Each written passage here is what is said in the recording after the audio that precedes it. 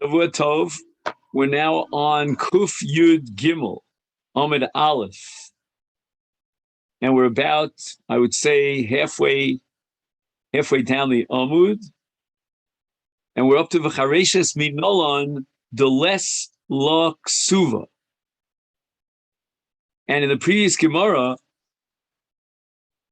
we came to the conclusion that a Chareshes, although the Rabbanan validated the Ishus, so with Rabbanan she is considered his wife. Nevertheless, she does not collect ksuba. So Minola, how do we know that she doesn't collect her ksuba? So Gemara's medayik this from a brisa. The Sanya, we learned in a brisa, cheresh v'shota shenasu pikchos. So in all these cases, we could talk about Nesuin D'Rabbanan in the best case scenario. I don't know about Shota, but at least in the case of Chereshes. V'cheresh. Afal Pishin is Pakeach HaCheresh. Even if subsequently the Cheresh became a Pakeach, he was healed, or alternatively Nishtapa Shota, she became sane, lucid. This is after the Kedushin. And now we're talking about a case where they wanted divorce. So the Cheresh was Nispakeach, and the Shota was Nishtapa. Ein lem aleim klub. There's no chiv ksub at all. Because at the time of the Nesuin, there was no das, and the Rabbanan did not establish a ksuba for a case of Nesuin D'Rabbanan. When the Rabbanan established the takana of Nesuin, they didn't go as far as to the whole kitchen sink and include ksuba in that takana. So there's ishus without ksuba. Ratzuli Kaimon, however, if the Cheresh now became a Pikeach, and he wants to maintain and continue the marriage, and until this point he was a Cheresh, so there was no Ksuba. Now he wants to continue being married to her, but there's no Ksuba. Or Nishtapa Sota, she became lucid, and now the Kedushin could be Kedushay Torah, is Yeshlam Ksuba. Despite the fact that the original marriage did not have ksuba, now the Chacham are going to establish the takon of ksuba. Because right now, the Kedushin Achal on a Doraisa level, they are Nesuin Gemurin, which is Machayev a ksuba like any Nesuin. Now, I just want to add one comment here, that it would seem to me, I don't have a proof for this, but it's not enough if you take this brisa literally that Mishan is Pakeach or Nishtapa. There's got to be a bia after that. Because otherwise you're relying on the original Ishus, which doesn't have the power to generate ksuba.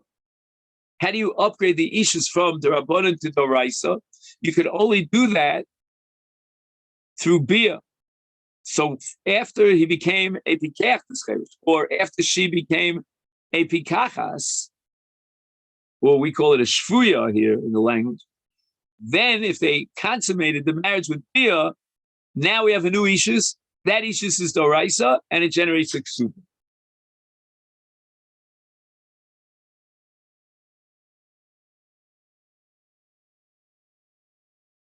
Now, I have a suffix in my mind as to why there's no ksuba for the cheresh or for the shota, and the Rabbanan did not establish the takon of ksuba in these cases. You could say that the Chacham were not so concerned about maintaining the marriage. It's not a first-class marriage. But you could say something else. The Rabbanan were operating within the halachic framework. Ksuba requires what's called das hamischayev. I remember at my chasna, my Rebbe of Salvation gave me a yarmulke. He asked me to pick it up and declare my das hamischayet for the ksuba. But in the case of a cheresh who's a deaf mute, he's a lav bar das. He doesn't have the capacity for das hamischayet. So even though the Rabbanan created and validated this Nisuin on a Rabbanan level with a cheresh, but nevertheless, they did so within the modus vivendi, the operating rules that apply to any hischayvus, and that means you have to have a bar das, and the cheresh is not a bar das. Now he became a pikeach. He's capable of das. Now we can institute a ksuba with his das hamischayet because he's a bar das.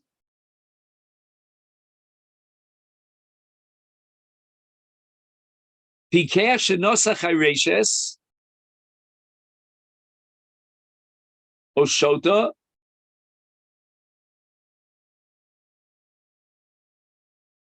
and here's a very interesting case.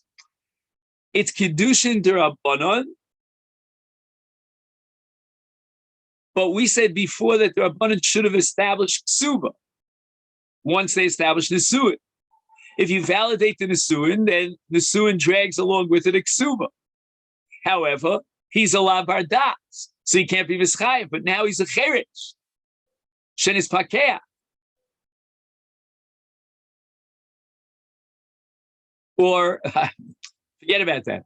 Let's say it even better, he's a pikeach.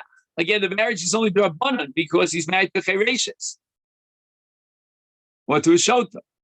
But he himself is capable of das hamischayev because he's a bar das. So the framework of recognizing this marriage, the Chachamim should institute ksuba. Let's see it inside. Pikeach shenosach hareshes oshota, afilu kosav la mea mana, ksubasa kayemes. Whatever he writes in the ksuba, he's going to have to shell it out. Why? Because he's a bar das.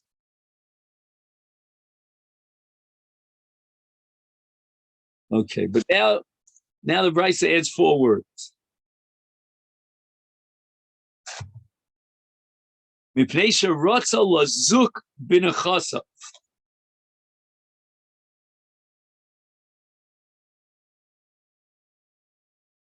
I don't know exactly what the word lazuk b'nechasav means. I would say lazun b'nechasav.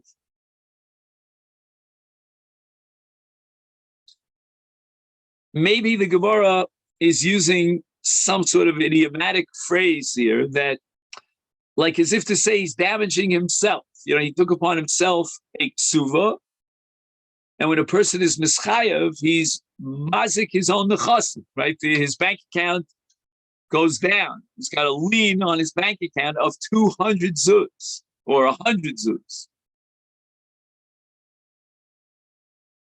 He writes here, "Sherotza l'mayit b'nechasav ula hazikam," as if to say that he took it on his own. It was his own initiative. A person is not allowed to physically injure himself, but he can injure his possessions, his physical property that he owns. So the Gemara is not saying the way we said it, that now the Rabbanan established the ksuba and he's capable because he's a pikeach of das hamischayet. No, that's not what the Gemara is saying. The Gemara is telling Rabbi Burzon, kol hakavod, but you sit in the bleachers right now because the Rabbanan did not institute a ksuba in the case of Kiddushin D'Rabbanan. But if he's a pikeach, then if he took upon himself a das hamischayv, then he's injuring his own bank account, and that he can do. So there's going to be a tremendous nafkamina because the way I understood it, he would not be allowed to resume relations with her because kala below ksuba is asura, right? He's not allowed to have a relationship with his wife without a ksuba. A lot of people don't realize that.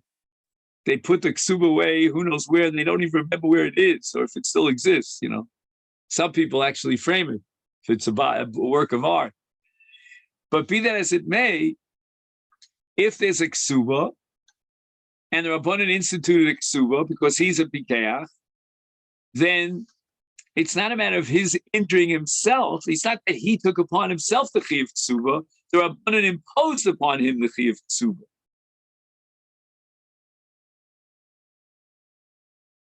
But the Gemara is saying something totally different. No, it's not that the Rabbanan imposed upon him a chiyuv ksuba.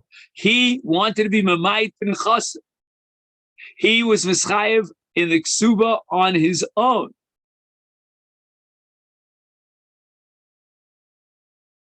And therefore, she was zocher in the ksuba midin das acheres makta. And his t'nai is absolutely valid. The Gemara's medayik. Taima the rotza holo rotza ein la. If let's say he says, I don't want to give her a ksuba. Fine. If he doesn't want to damage his own property and offer voluntarily a eschayvus for the ksuba, then that's his right. The imkain nimni velo nasvila. Now the Gemara gives a whole logical, rational explanation to justify why the Rabbanan did not establish a ksuba in the case of a chereshes or a shota. Why didn't they establish a ksuba? And the answer is mimne velo naspila. Who's going to marry a woman who's a chereshes? Deaf, mute, and to boot, they're going to pay a ksuba of 200 zuz. It's an awful sum of money. Make it at least attractive to marry this woman. She's kind of a little bit desperate, to say the least, for a marriage partner. So drop the chiyuv ksuba, unless he wants to be mazik himself, and he was mischay. Frekta Gemara hachi. If you're telling me that the Rabbanan did not establish a ksuba for a chereshes, and that's for her benefit so that she'd be more of an attractive marriage partner on the market, is pikachas lecheresh liskin la ksuba. If she's a pikachas, she's not desperate. She can marry anyone. And you want to encourage her to marry this cheresh. So give her the ksuba. Diyam Kain, if you're not going to be Masechet Ksuba, Mimne velo mispede. This pikach is not going to be willing to marry a cheresh. What am I, desperate? I can marry a pikeach. Why should I marry a cheresh? I'll be well provided for.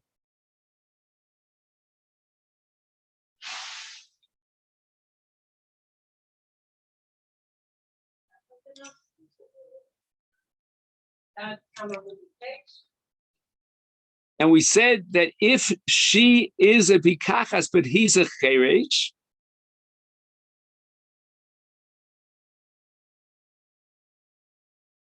there's no ksuba. Why is there no ksuba?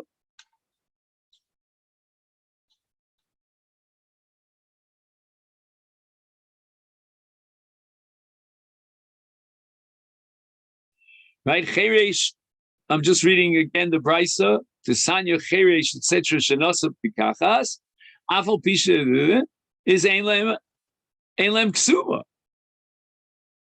Why? She's a Pikachas.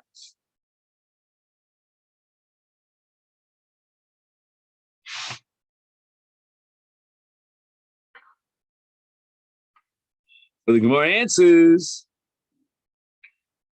that we're not afraid that she will back down and be inhibited about marrying a cheresh, even if she doesn't get a ksuba, because Yoser Meisha Ish Rotza Lisa Isha Rotza Linas. This is the famous Gemara at the beginning of the second paragraph. Kedusha called Tavla Beisan Tandu Bileis of Aram.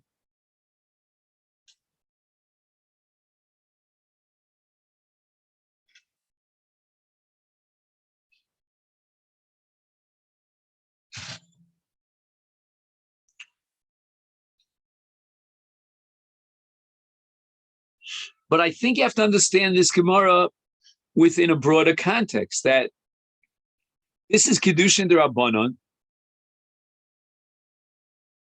and the Rabbanan did not insist on establishing a ksuba in a case of Ishus D'Rabbanan. You have an argument. Let's make it more attractive for her as a bikachas to agree to marry a cheresh, give her the ksuba, even though the kedushin will only be D'Rabbanan. On that we say no, kedushin D'Rabbanan. And you're worried maybe no one's going to marry this cheresh. No, they'll marry a cheresh.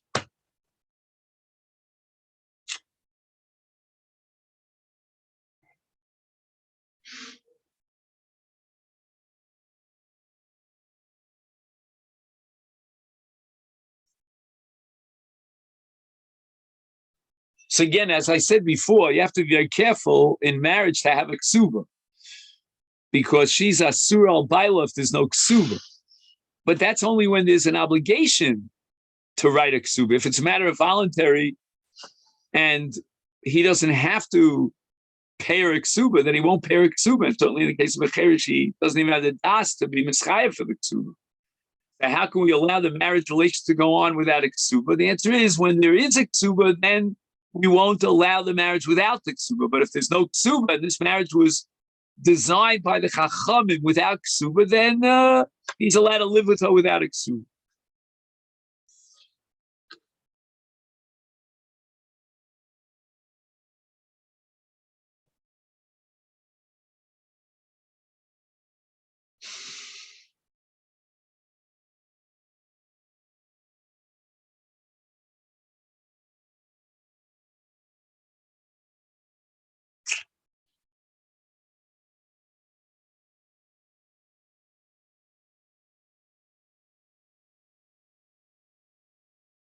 And the Gemara in Masechet Kiddushin derives this halacha, this principle about the eagerness of a woman to get married, from a pasuk in Breishis.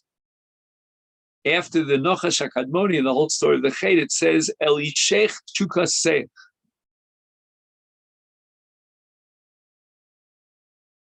So I don't know if you know the history of it, but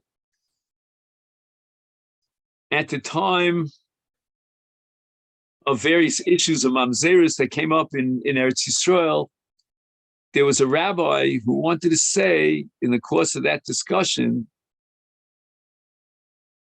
a modern Orthodox rabbi wanted to take the position that this halacha doesn't apply anymore, that a woman is so eager to get married, she'll marry anyone.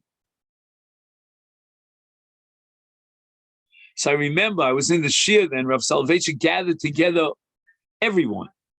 And he invited the rabbis of the Rabbinical Council of America, and without mentioning the name of that rabbi, everybody knew who he was referring to. It's pretty much public knowledge because it hit the press. He said that this is makrish magideh. This is what the Rambam calls someone who completely rejects the magidim. Magidim here are the transmitters of Torah from one generation to the other. Because this is a metaphysical curse that was put on the women and has nothing to do with sociology and this and that. It's absolute. A woman wants to be married. She doesn't want to stay alone.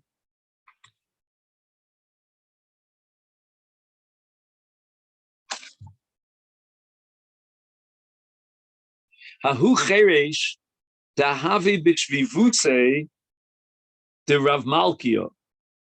Okay, there was a cheresh who lived in the neighborhood of Rav Malkio. Ansebe Issasa, and apparently she was a pikachas, and Rav Malkio found this cheresh a very good shidduch, a girl who was a pikachas. He himself, the Makadish, is a cheresh. Because of law, and Rav Malkio wrote a ksuba for this woman. Arba meha minachas, 400 zuzim. It's an incredibly heavy kind of ksuba, very expensive. I mean, the Pnei Yeshua says that Masayim Zuz is enough to support a family for a full year. I don't know today what that would mean. Let's say here in Israel, maybe 100,000 shekel for a year. I don't know if you could support a family in 100,000 shekel in a year. I doubt it. And that's what it means to pay a ksuba Masayim Zuz. And here Rav Malki was imposing a ksuba of Arbamiosus.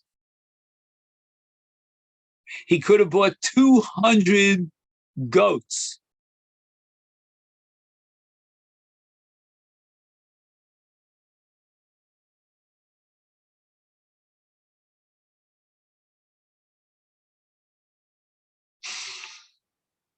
Omar Rava said, you know what? This is breaking new ground. To be mechayev a cheresh, a ksuba of that expensive amount, when the whole nesuin is only d'Rabbanan.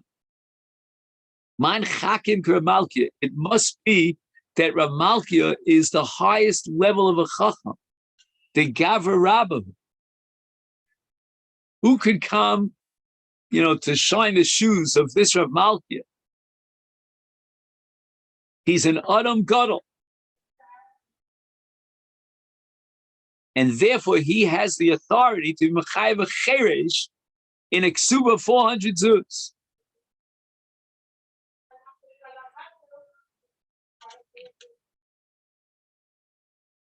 Now, I don't know exactly how this works. We know there's a principle called Hefker Bezdin Hefker. Can I assume that Rav Malkia was the head of a Bezdin?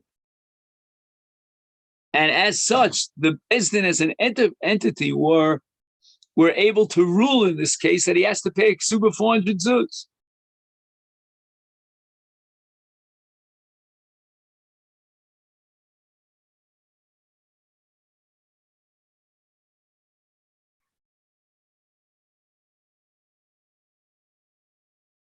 Okay, but why did Rav Malki do such a thing? A savar ilu rata,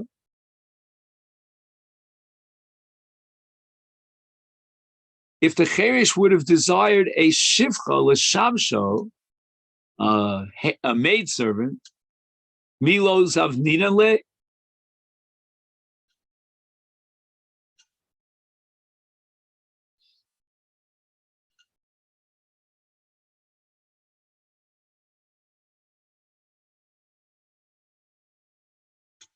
I think what's going on here, we have a principle called Bezdin Aviyam Shel Yisomin. Are you familiar with that? Bezdin is in charge of looking out for young orphans, Rahman. And now we have a cheresh. A cheresh is like a yasam.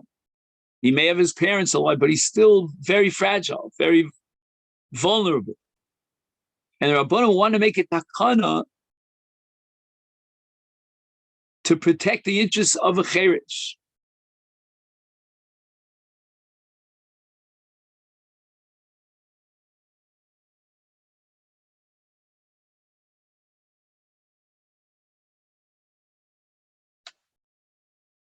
Now, apparently, the going rate for a shivcha, I'm not exactly sure if this is per year or how much, it's 400 zuz.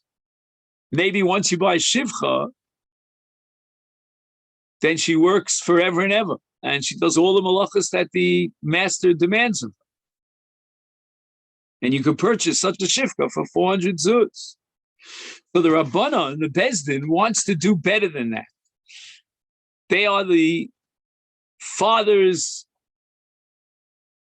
and the supervisors over the chereshim, and instead of giving the cheresh a shivcha at 400 zuz,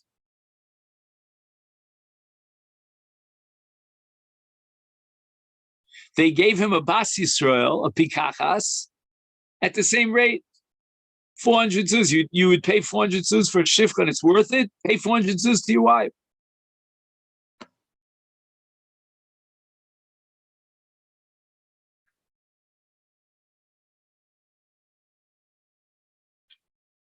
Now, if he marries an Isha Yisraelis, that's a lot better than giving him a shivcha.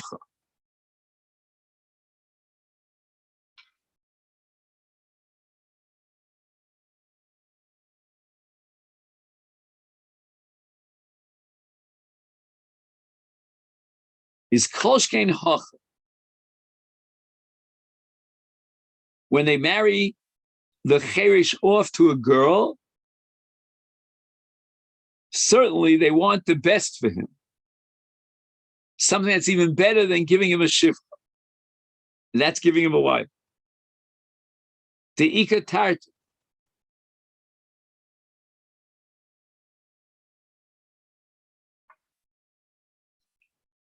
I'll read to you what the Masifta writes here. Ika tarti kevan sheyesha shneim.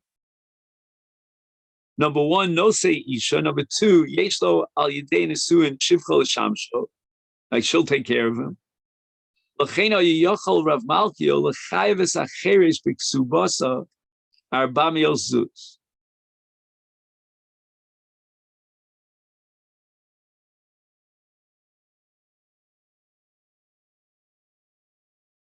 I didn't catch that.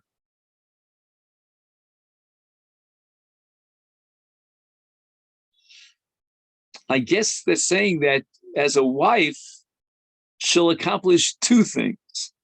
Number one, she'll be a marriage partner. And number two, she'll be mashamish him. She cares for him. She married a cheresh. He's in, desperate condition. She'll take care of him.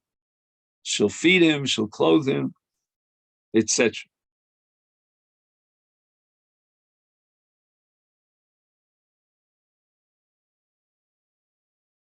So therefore, Rav Malkia came along and he said, I'm going to solve the problem of the cheresh. We are bezdin avim shel chereshim. We're going to give him what he really deserves and he needs. And that's a woman to be mishamish, which would normally be a shifra. And for that, he would pay 400 zuz. So he has to pay the 400 zuz. We're going to give him a better deal. Not only is she a shifra l'shamsho, she's going to be ishto. And for that, he's going to have to pay the ksuva of 400 zuz.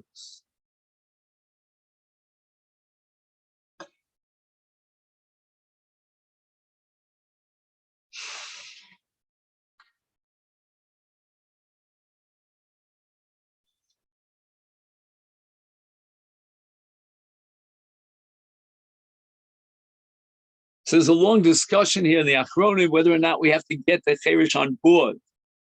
And again, he's a labar das. So as we said before, we don't know the validity and the legal weight that we can attribute to his haskama, to his das. He's not a bar das.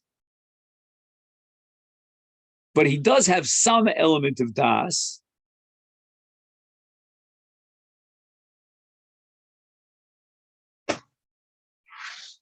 So it could be that he's going to have to agree to this ksuba.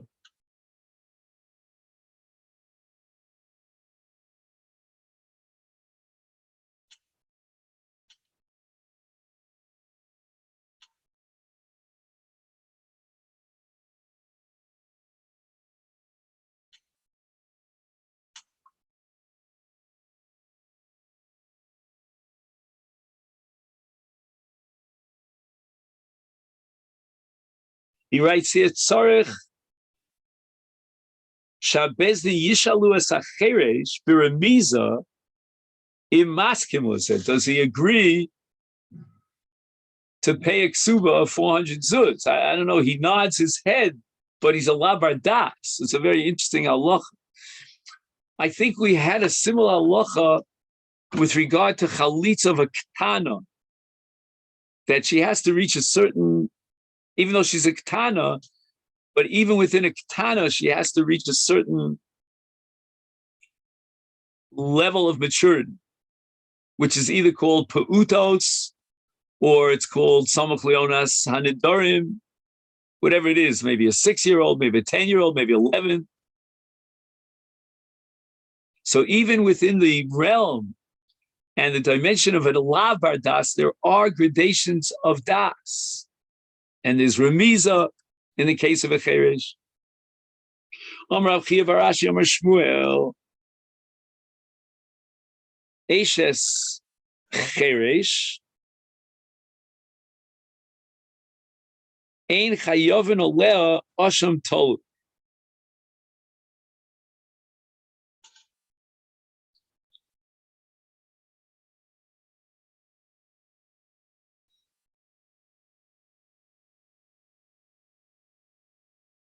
Wow, this is an amazing hamamim. I understand the maskana very well. This is Kiddushin D'Rabbanan. It cannot generate a carbon. That would be Chulul Azara. But maybe the Cheresh is really about Das. Now, I don't know if he was born a Cheresh.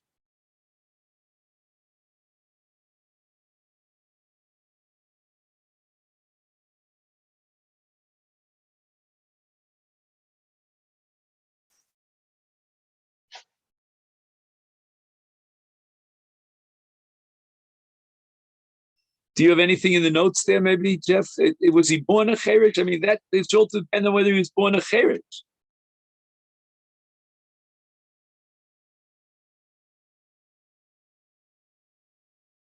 But in any event, let's say he was born a Cheresh, and even so, we were able to communicate with him. I think today we have sophisticated methods of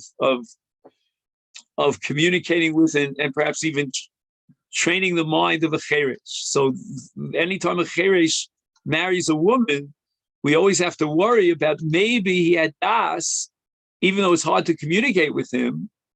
I don't know what tests you can, give him things to do, and he'll prove to you that he has a level of das. But maybe even, within that realm, there's so many gray areas. So we don't know. Maybe he had das and his kedusha is kedusha Torah. And based on that suffix, if somebody has a relationship with that woman, he should bring a korban asham talud. He's ein chayovin oleh asham talud. He's a cheresh. That's a halachic status. He's a labar das. What does he understand? Maybe he knows Einstein's theory of relativity. I don't know what he knows, but it's irrelevant because the halacha categorizes him as a cheresh. His das is not a das. His kedushin is not a kedushin.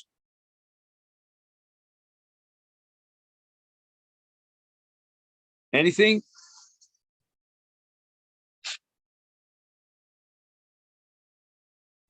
See if I can do this here. Well, maybe you could do it. No. Oh, very good. It says exactly what you said. I didn't cheat. I don't have the article, but read it. You want me to read it? Okay. If you don't mind. Yeah. It's possible to say that we are actually in doubt regarding a deaf mute's legal status. Perhaps he is mentally competent, perhaps not. And if such a case does exist, the wife's status is of a possible married woman under biblical law. Accordingly, another man who inadvertently cohabits with her, that is, he doesn't know that she is possibly married, would be obligated to bring an asham tulay. Shmuel thus teaches that this is not the case. The deaf mute is indeed mentally incompetent. His marriage has no biblical status whatsoever, and therefore one who inadvertently cohabits with his wife does not bring an asham tulay. The only thing that bothers me, it's very well written. I thought he might enter into this issue. Was he born a cheresh or not? That would be really uppermost on my mind. If he became a cheresh at some point of his life, I don't know that we have to assume that he lost his status of a das. So I think that we're talking about a case that he was born a cheresh. And the question is, can we train him and develop within him a capacity for understanding that would cross that level and he would become a bar das? And that suffix leaves us with an asham tolu. Kamashmal, no. The halacha has categorized him as a cheresh la bar das. He's eino shomeh ve'eino medaber. His kedushin is not valid midoraisa. It's only d'Rabbanan, and therefore there's no asham tolu.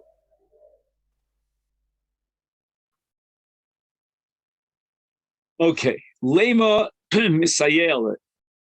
Wow. The Gemara feels almost compelled to support Shmuel. I mean, in my mind, I was wondering what the Chiddush of Shmuel is, but the Gemara wants to prove that Shmuel is right. Okay, now we're going to talk about Trumas and Maasros. This is like a typical Talmud Bavli. We go from one subject to an entirely different subject. So this is the first Mishnah in Masechet Trumos. My father, may rest in peace, used to talk over and over again about this Mishnah. Amisha lo yitromu. There are 5 disqualifications for Truma. V'im tarmu ein trumasam Truma. And if they went ahead and they were mafris Truma, not valid. Now again, if the Truma is not valid, then a Yisrael, a non-Kohen, a Zar, is allowed to eat the food. So this has tremendous repercussions, because if it's Truma, a Zar b'chai misa b'dei shamayim.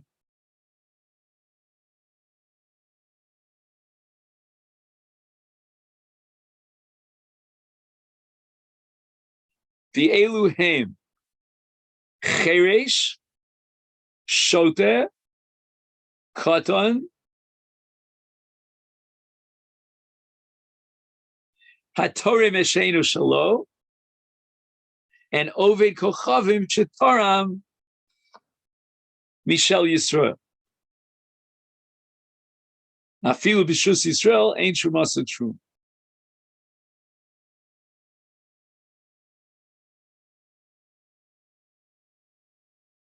So the first of the 5 categories is a Cheresh. And the Cheresh went ahead and was mafresh, Ein Trumasa Truma. We're allowed to eat that Truma. It should be a suffix. Maybe he has intelligence. So how can you say Ein Trumasa Truma, we're allowed to eat his Truma? It must be that Shmuel is correct. There's a halachic status of Cheresh as a la bardas, and as a la bardas, his Truma is not a Truma.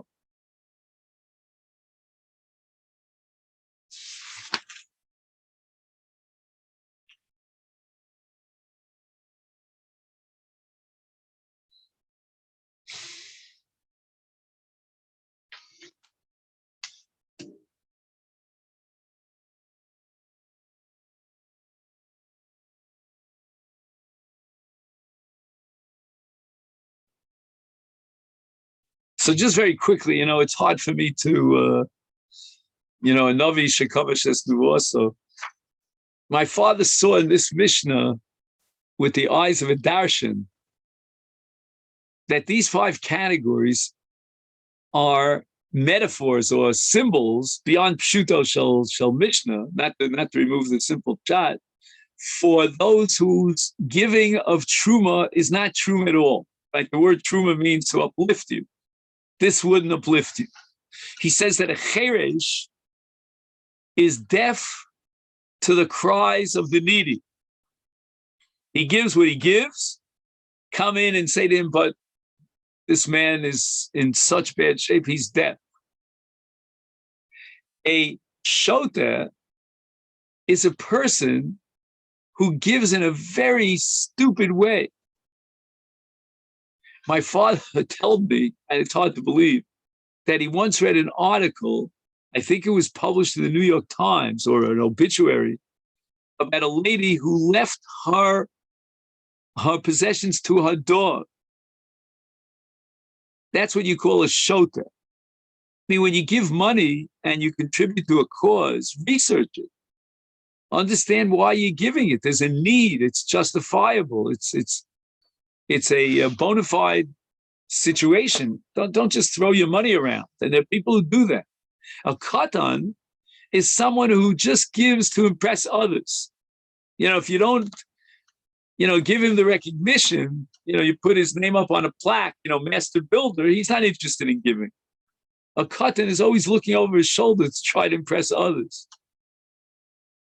And then you have a Torah Meshenu Shalo. My father used to say that in waiters, the waiters used to say that the best tippers in the hotels were the racketeers, the mafiosos. Easy come, easy go. give the best tips, So you could have a person, all his money is illegal, but he gives and he gets recognition. He's a Torah Mesheinu Shalom. And finally, you have an Akum who takes the money of Israel. And my father used to say that this is typical of rich Jews in America who give all their money to every Christian cause you could think of. I mean, some of the money goes for good purposes. For what's the name of that organization? It's at the tip of my tongue. And they give to cancer research and so forth. But to give Jewish money to Jewish causes, that doesn't interest them. Oh, yeah, Salvation Army. I just remembered. Do you remember the Salvation? Does it still exist? I don't know. In any event, the Gemara says that this is a proof for Shmuel.